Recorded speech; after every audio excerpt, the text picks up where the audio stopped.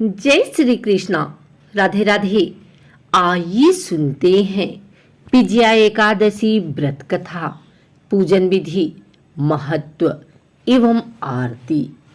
एकादशियों का महात्म्य सुनने में अर्जुन को अपार हर्ष की अनुभूति हो रही थी।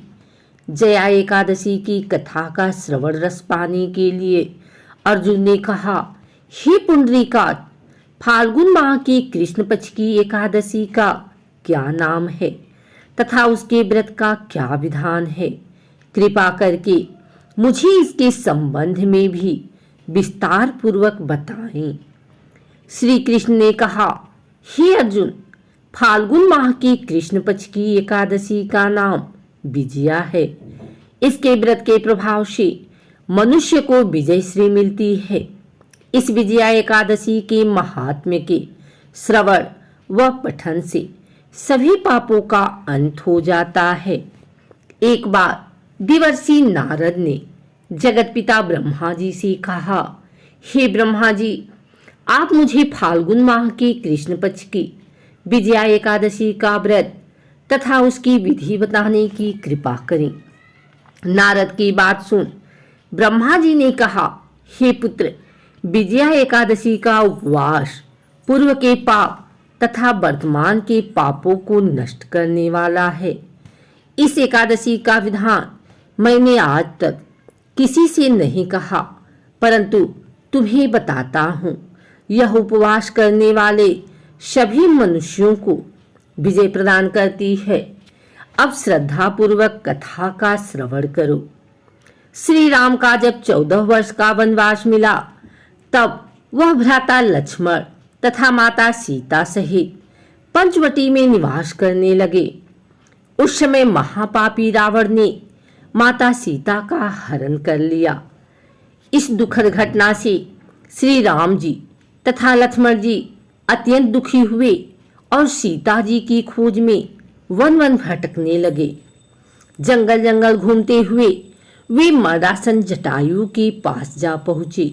जटायु ने उन्हें माता सीता के हरण का पूरा वृतांत सुनाया और भगवान श्री राम जी की गोद में प्राण त्याग कर स्वर्ग की तरफ प्रस्थान किया। कुछ आगे चलकर श्री राम व लक्ष्मण की सुग्रीव जी के साथ मित्रता हो गई और वहां उन्होंने बलि का वध किया। श्री राम भक्त हनुमान जी ने लंका में जाकर माता सीता का पता लगाया और माता से श्री राम जी तथा महाराज सुग्रीव की मित्रता का वर्णन सुनाया।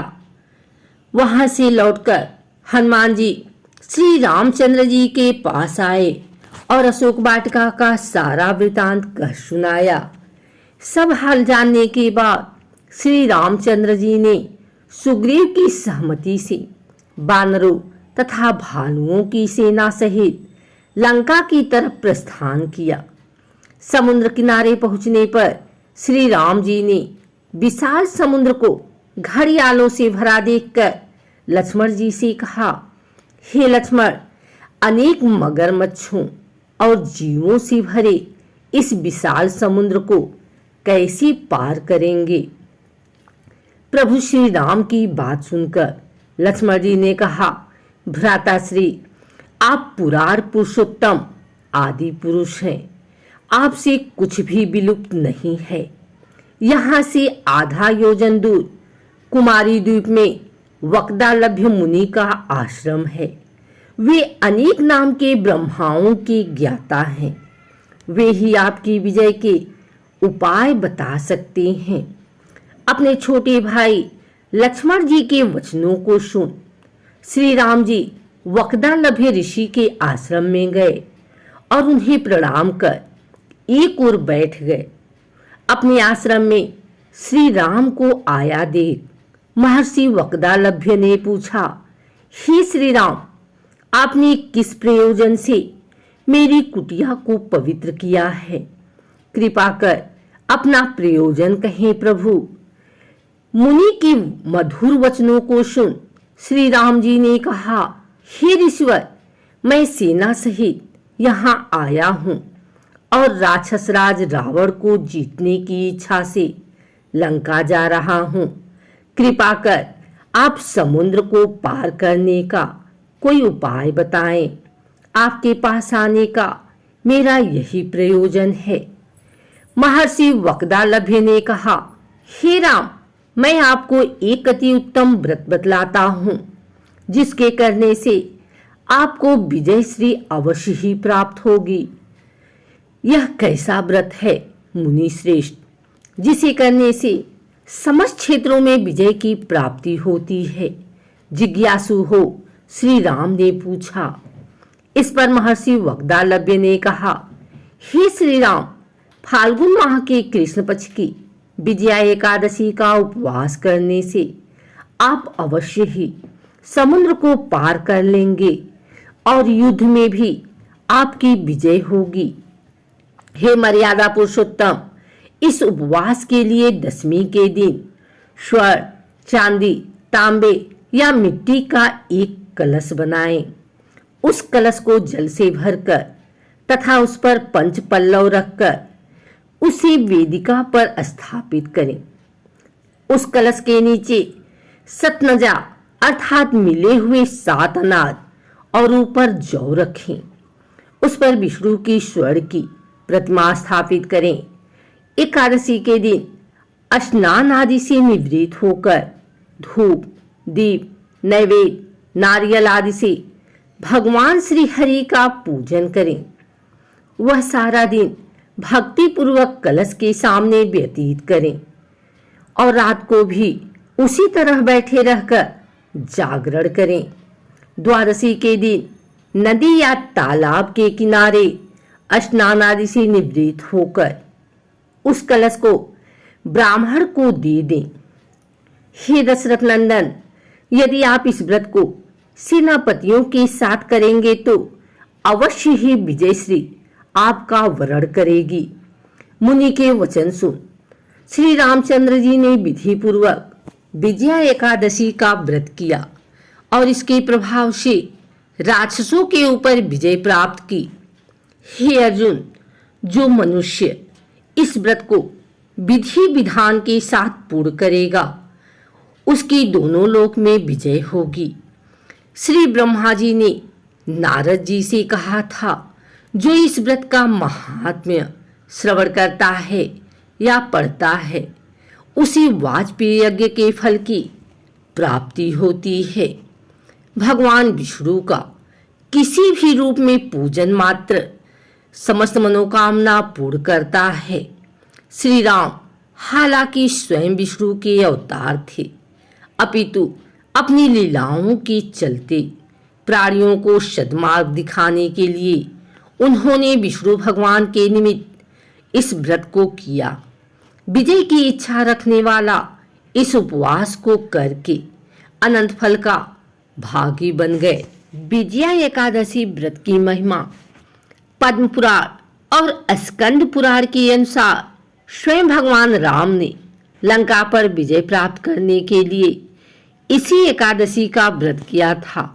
मान्यता है कि विजया एकादशी का व्रत रखने और विधि विधान से पूजा करने से विपरीत परिस्थितियां व्यक्ति के लिए अनुकूल होने लगती हैं और शत्रुओं पर विजय प्राप्त होती है। विजया एकादशी व्रत के बारे में शास्त्रों में लिखा है कि यह व्रत करने से स्वर्णदान, भूमिदान, अन्नदान और गौदान से अधिक पुण्य फलों की प्राप्ति होती है और अंततः प्राणी को मोक्ष की प्राप्ति होती है।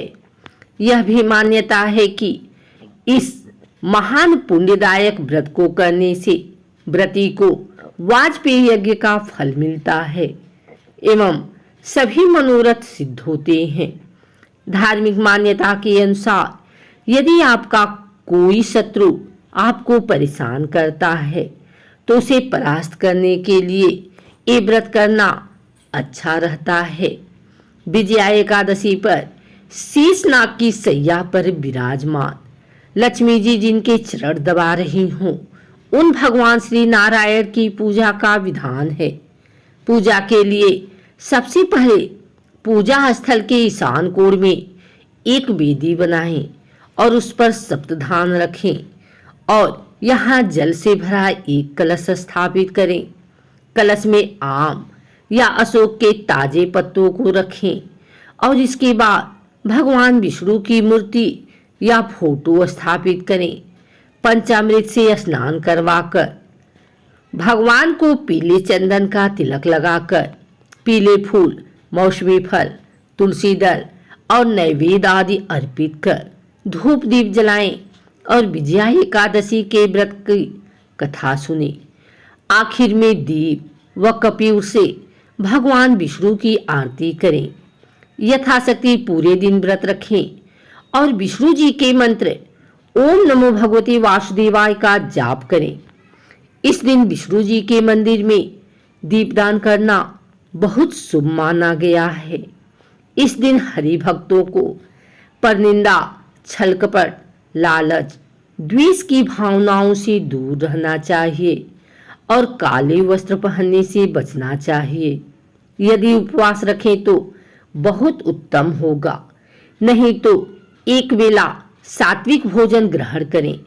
एकादशी के दिन चावल और भारी खाद्य का सेवन न करें। इस दिन रात्रि के समय पूजा उपासना, हरि कीर्तन करना बहुत पुण्यदायक माना गया है।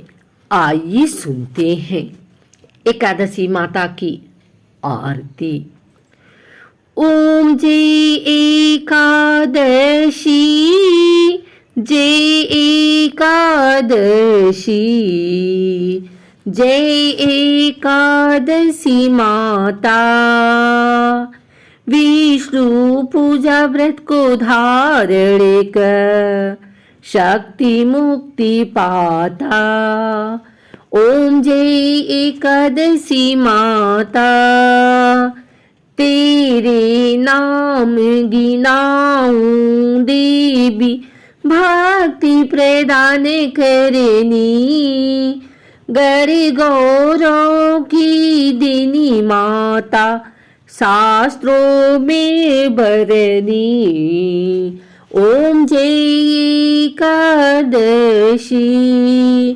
मार्गशीर्ष के कृष्ण पक्ष की उत्पन्ना विश्वतारिणी जननी।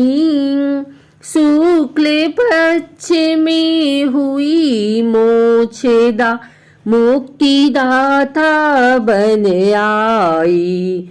ओम जय एकादशी, पौष के कृष्ण पक्ष की सफला नामक है। शुक्ल पक्ष में होए पुत्रदा, आनंद अधिक रहे। ओम जय एकादशी, नाम सट तिला माघ मास में कृष्ण पक्षा में। शुक्ल पक्ष में जया कहाँ में, विजय सदा पावे। ओम जय एकादशी, विजया फागुन कृष्ण पक्ष में शुक्ला आमल की। पाप मोचनी कृष्ण पक्ष में चैत्र महाबली की। ओम जय एकादशी, चैत्र शुक्ल में नाम कामदा, धन देने वाली। नाम भरुथिनी कृष्ण पक्ष में बैसाख माह वाली। ओम जय एकादशी, शुक्ल पक्ष में होए मोहिनी, अपरा ज्येष्ठ कृष्ण पक्षी। नाम निर्जला सब सुख करनी, शुक्ल पक्ष रखी। ओम जय एकादशी। योगिनी नाम आषाढ़ में जानो, कृष्ण पक्ष करनी। दिविशयनी नाम कहायो, शुक्ल पक्ष धरनी। ओम जय एकादशी। कामिका श्रावण मास में आवे, कृष्ण पक्ष कहिए।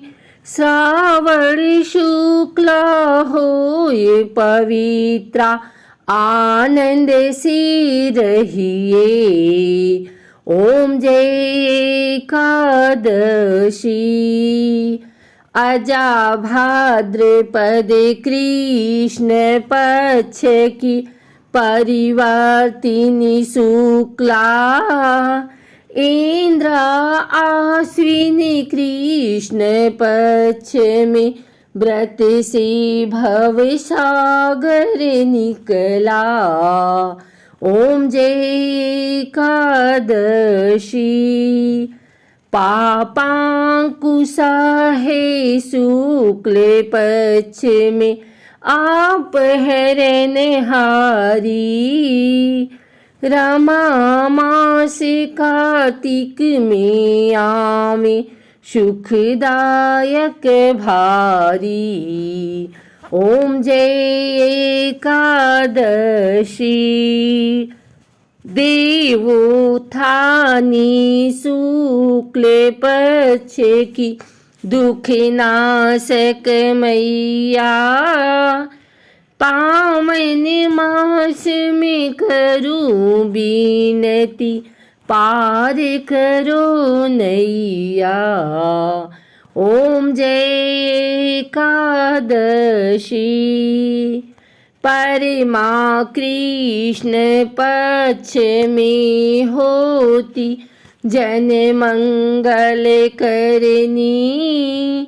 शुक्ल मास में होए पद्मिनी, दुख दारिद्र हरनी। ओम जय एकादशी। जो कोई आरती एकादशी की भक्ति सहित गावे, जन गुरु दीता स्वर्ग का वासा निश्चय वह पावे। ओम जय एकादशी। बोलो एकादशी माता की जय।